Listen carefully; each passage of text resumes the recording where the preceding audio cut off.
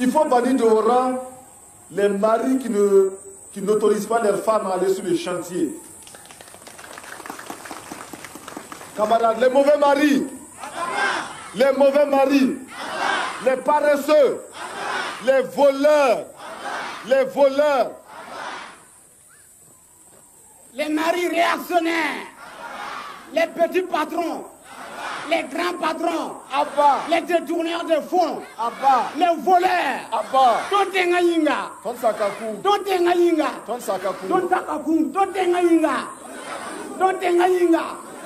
vive la révolution, vive le capitaine Thomas Sankara.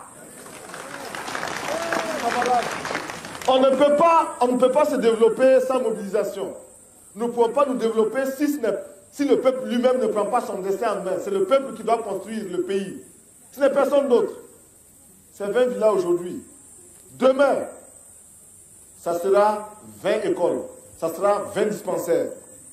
Ça sera 20 maternités. Et chaque année, ce sera comme ça. La femme en général occupe une place très importante dans notre révolution. Et dans les discours d'orientation, nous avons dit que l'on ne saurait construire la révolution voltaïque sans cette moitié de la population. Elle porte la moitié du ciel, pour reprendre la formule de notre penseur. Et les femmes voltaïques nous posent un grand problème parce que leur libération n'est pas facile. Elles sont aujourd'hui dominées par des hommes eux-mêmes dominés. Donc elles sont doublement dominées. L'impérialisme domine le voltaïque. Et l'homme voltaïque va dominer la femme voltaïque. Celle-là qui est obligée de faire 15 km dès 4 heures du matin, lever très tôt le matin pour aller chercher de l'eau à 15 km, une eau saumâtre, une eau polluée, une eau dangereuse pour sa santé à elle et la santé des enfants, qui doit faire la cuisine pour un homme qui dort, qui va se réveiller plus tard, qui doit nourrir les enfants, les laver, qui doit aller très tôt au champ, travailler avec les hommes, qui doit en plus travailler son petit champ personnel, qui doit, la nuit venue, veiller à tout, ranger, faire entrer le bétail et ceci et cela. Bon, cette femme-là, à 30 ans, à 35 ans, c'est un véritable chiffon. C'est même pas une loque, c'est un chiffon. Et nous ne voulons plus de cela. Nous avons tous des mères, des épouses ou des sœurs qui ont connu, qui vivent encore ces conditions-là. Et c'est contre tout cela que nous luttons. Nous parlons en connaissance de cause. Eh bien, nous voulons responsabiliser la femme voltaïque, d'abord en commençant par sa libération. La libérer de la domination féodale de l'homme voltaïque. Cela ne va pas sans grand mal.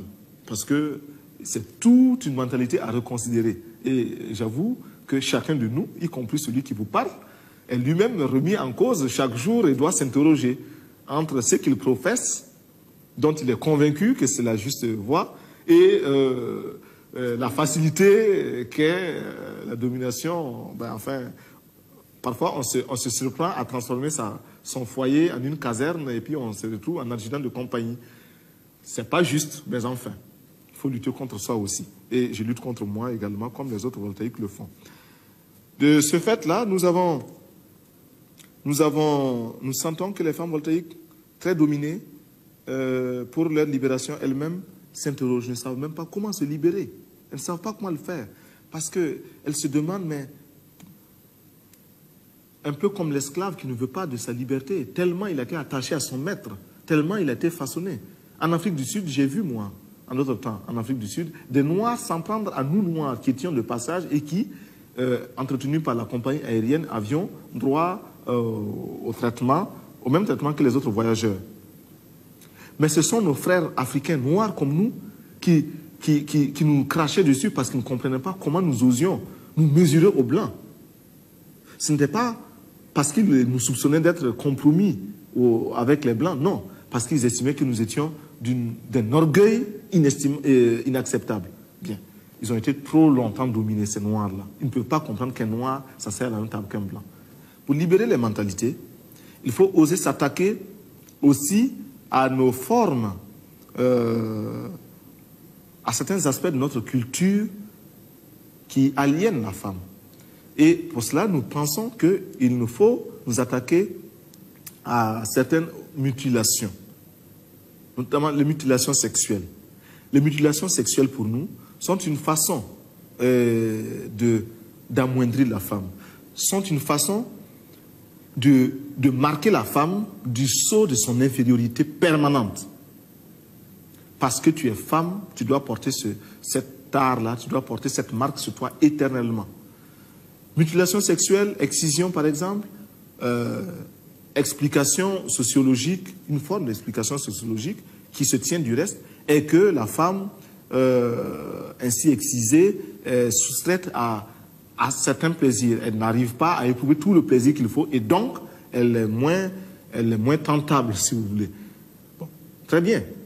Mais c'est parce que l'homme, incapable de donner à la femme toute l'affection, tout l'amour qu'il faut pour la maintenir comme sa femme à lui, est obligé de prendre des garde-fous. Ce qui veut dire que nous devons donner à chaque femme un emploi. Nous devons donner à chaque femme le moyen de gagner honnêtement et dignement sa vie. Il crée une véritable secousse, en étant un des premiers chefs d'État au monde à militer pour l'émancipation de la femme.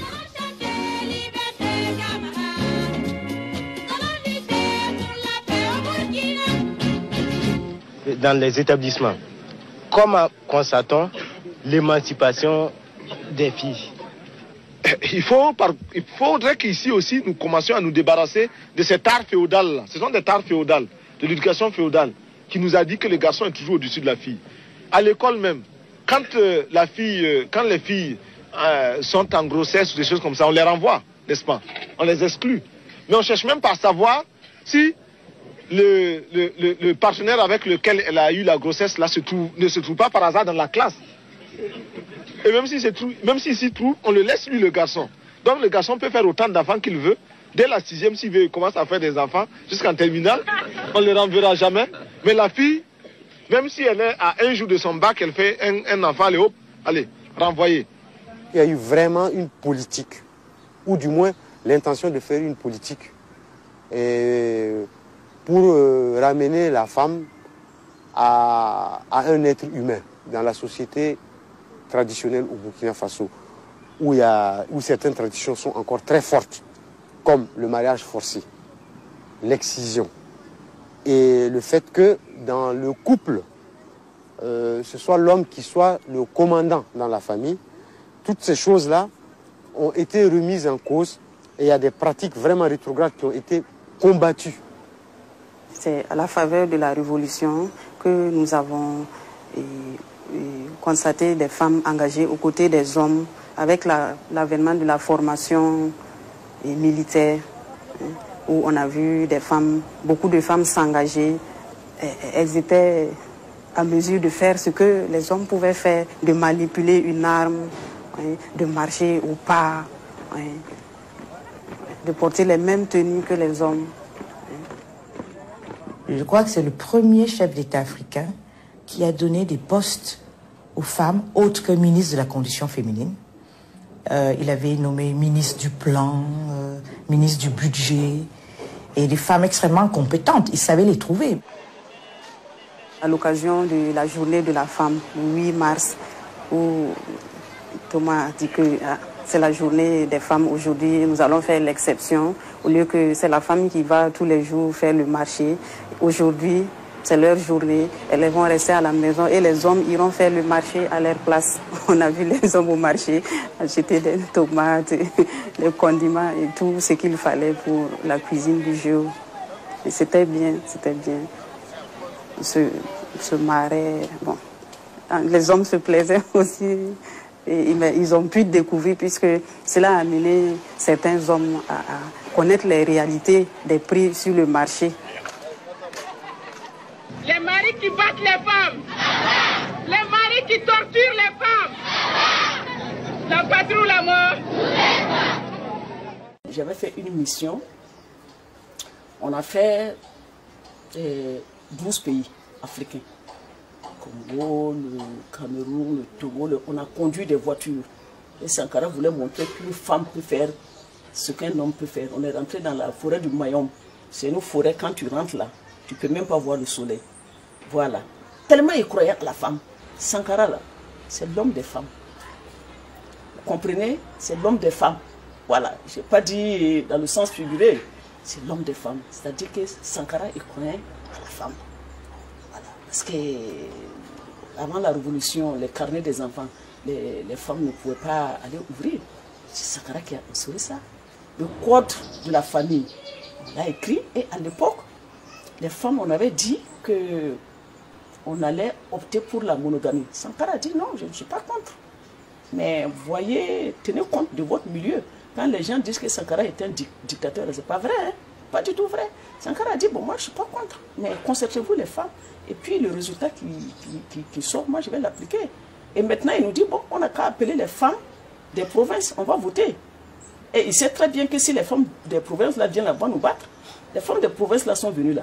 Mais évidemment, on a essayé d'expliquer quoi. Elles nous ont battu, les femmes nous ont dit, ah, que nous sommes des petites bourgeoises. Parce qu'elles, la polygamie, quand elles sont dans les villages, l'autre femme garde les enfants, pendant qu'elle, elle peut s'adonner à d'autres activités économiques.